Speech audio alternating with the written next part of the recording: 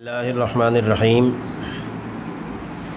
یا ایہا الذین آمنوا اذا قمتم الی الصلاة فاغسلوا وجوہکم وایدیکم الی المرافق صدق اللہ العظیم۔ محترم سامعین، آج کی نشست میں میں آپ کو بہت اہم مسئلے کی طرف توجہ دلانا چاہتا ہوں۔ وہ یہ ہے کہ قرآن کریم کے اندر اللہ تعالیٰ نے ارشاد فرمایا کہ جب تم نماز کے لیے تیاری کرو یا نماز پڑھنے کا ارادہ کرو یا نماز پڑھنے کے لیے کھڑے ہو جاؤ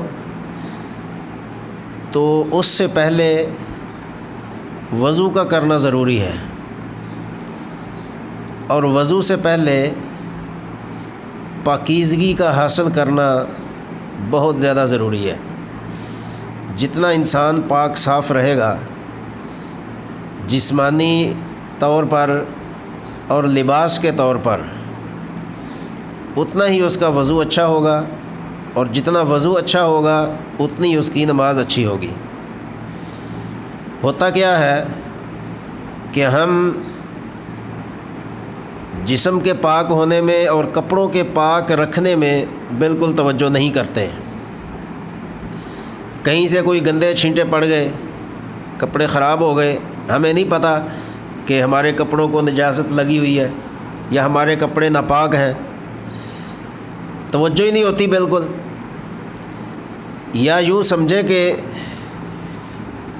ہمارا لباس جو ہے وہ ایسا ہے کہ نماز پڑھنے کے قابل ہی نہیں ہے، اس قدر بے ترتیبہ لباس ہے، قمیض ٹھیک نہیں، شلوار ٹھیک نہیں، بازو پورے نہیں۔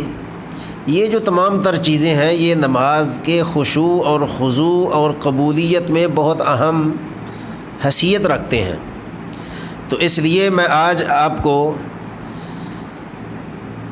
وضو کے متعلق کچھ کوتاہیوں کی طرف توجہ دلاؤں گا کہ ہمارا وضو کیسے ہوتا ہے۔ اول تو بہت کم ایسے مسلمان ہیں جن کو وضو کے فرائض کے متعلق علم ہے کہ وضو کے فرض کتنے ہیں، اور اس کی طرف بہت سارے مسلمان توجہ بھی نہیں کرتے۔ تو سامعین محترم، یہ بہت ہی قابل توجہ بات ہے، اور ہمارے مسلمان ہونے کے لیے بہت زیادہ ضروری ہے کہ ہم اس کے بارے میں دینی علم حاصل کریں، علماء سے پوچھیں، بزرگوں سے پوچھیں، اپنے محلے کے امام صاحب سے پوچھیں کہ وضو کس طرح ٹھیک ہو سکتا ہے، اس میں فرض کتنے ہیں، اس میں سنتیں کتنی ہیں۔ چلو مستحبات وغیرہ یہ تو بعد کی بات ہے، لیکن کم از کم فرائض اور سنتوں کا تو انسان کو علم ہونا چاہیے کہ وضو کے 4 فرض ہیں، 11 سنتیں ہیں، وہ کون کون سی ہیں۔ تو اگر میں ہر سنت بتانے لگوں یا 4 فرض بتانے لگوں تو نشست کافی طویل ہو جائے گی۔ میں صرف اشارتاً آپ کو یہ بتانا چاہ رہا ہوں کہ وضو کے 4 فرض ہیں۔ پہلا فرض چہرے کا دھونا، کتنا دھونا ہے، اس کی لمٹ کتنی ہے، کہاں تک چہرے کو دھونا ہے، منہ کو لمبائی میں چوڑائی میں کس حد تک دھونا ہے، اس کے بارے میں آپ پوچھیں، اس کا علم حاصل کریں۔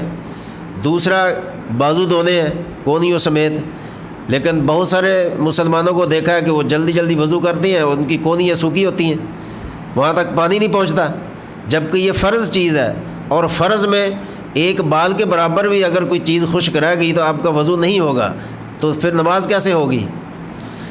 تو اس لیے تیسرا وضو ہے مسح کرنا، اور مسح کرنے میں تو ہم اس قدر سست ہیں اور غفلت کا شکار ہیں کہ صحیح مسح کرنے کا بہت ایسے کم مسلمان ہیں جن کو علم ہے، یا جو علم حاصل کرتے ہیں یا دین کی سوجھ بوجھ رکھتے ہیں یا دینی لوگوں کے ساتھ، علماء کے ساتھ، بزرگوں کے ساتھ تعلق ہے، ان کی صحبت اختیار کرتے ہیں، پوچھتے ہیں۔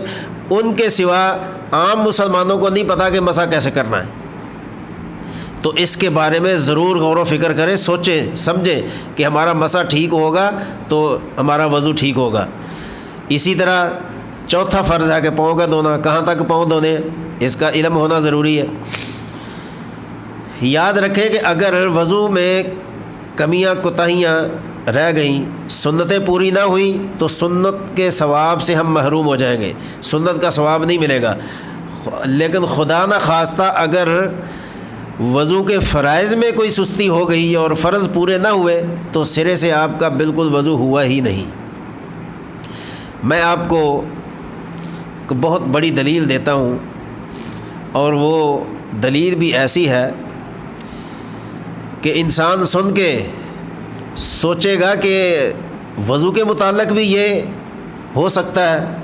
سیدنا امام حسن اور امام حسین رضی اللہ تعالیٰ عنہما نے نماز کے لیے وضو فرمایا،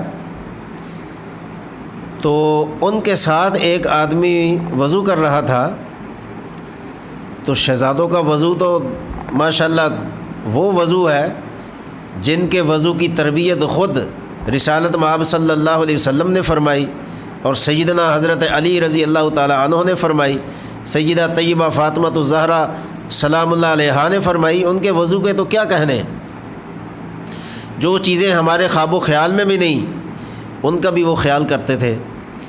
تو دونوں شہزادوں نے وضو فرمایا، تو آپ اپنے قریب جو آدمی بیٹھا تھا اس کے وضو کو دیکھ رہے تھے کہ یہ بندہ کیسے وضو کر رہا ہے، بے ترتیبہ اور بے ڈھنگا، اور نہ کوئی فرض پورا نہ کوئی سنت پوری۔ تو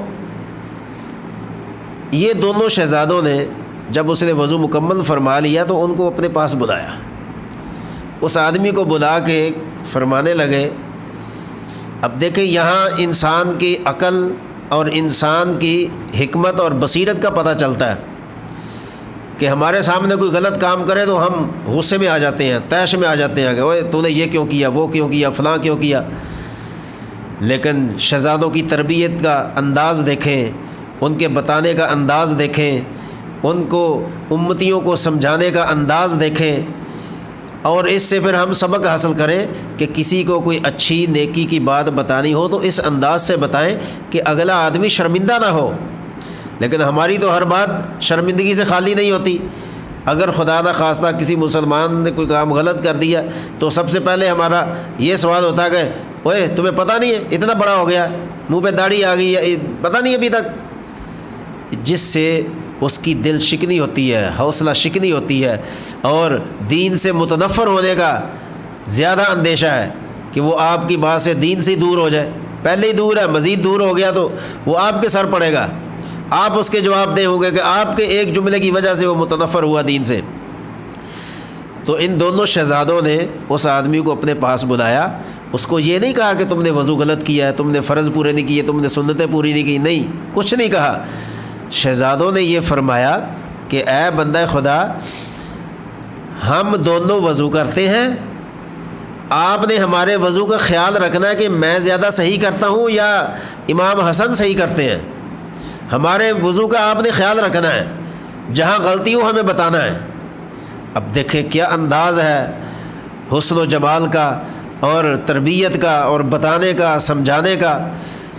آدمی سوچے کہ شہزادوں نے تو وضو کر لیا ہوا ہے، وہ تو باوضو ہیں، لیکن اس کو سمجھانے کے لیے دونوں شہزادے پھر سے وضو کرتے ہیں کہ آپ ہمارے وضو کا خیال رکھیں۔ تو شہزادوں نے وضو کیا، سیدنا امام حسن امام حسین رضی اللہ عنہما نے جب وضو کر کے وضو کو مکمل فرمایا تو اس سے پوچھنے لگے کہ ہاں بھائی بتاؤ، ہم میں سے اچھا وضو کس نے کیا ہے؟ اب دیکھیں اس کی عقل، کہنے لگا کہ آپ دونوں نے وضو اچھا کیا ہے، وضو تو میرا غلط ہے۔ کیسا احساس ہوا اس کو، کس قدر اپنے عمل کے اوپر دل میں اس کو شرمندگی ہوئی کہ وضو میرا خراب ہے اور مجھے بتانے کے لیے دونوں نے وضو کیا۔ تو سامعین، اس وضو کو عام نہ سمجھیں، وضو سے پہلے اچھی طرح پاکیزگی حاصل کریں۔ پاکیزگی کے متعلق پتہ ہے اللہ تعالیٰ نے کیا فرمایا قرآن پاک کے سورہ بقرہ کے اندر دوسرے سپارے میں؟ ان اللہ یحب التوابین ویحب المتطہرین، کہ اللہ تعالیٰ توبہ کرنے والوں کو اور پاک صاف رہنے والوں سے محبت رکھتا ہے۔ تو اس لیے میں یہ بھی یہاں کہنا چاہتا ہوں کہ وضو میں ہم بہت کوتاہیاں کرتے ہیں، پہلے بسم اللہ بھی نہیں پڑھتے، نیت بھی نہیں کرتے، اور باتیں دنیاوی کرتے رہتے ہیں، ایک دوسرے کی باتوں کی طرف خیال ہوتا ہے، وضو کی طرف خیال نہیں ہوتا، سوائے ان لوگوں کے جو اچھی طرح وضو کرتے ہیں۔ میں ان کی بات کر رہا ہوں جو بے توجہی سے وضو کرتے ہیں۔ اور ایک خاص بات وضو کے اندر سمجھ لیں، جب ہم مسح کرنے کے لیے پانی لیتے ہیں تو اس مسح کرنے سے پہلے ہم ہاتھوں کو چومتے ہیں۔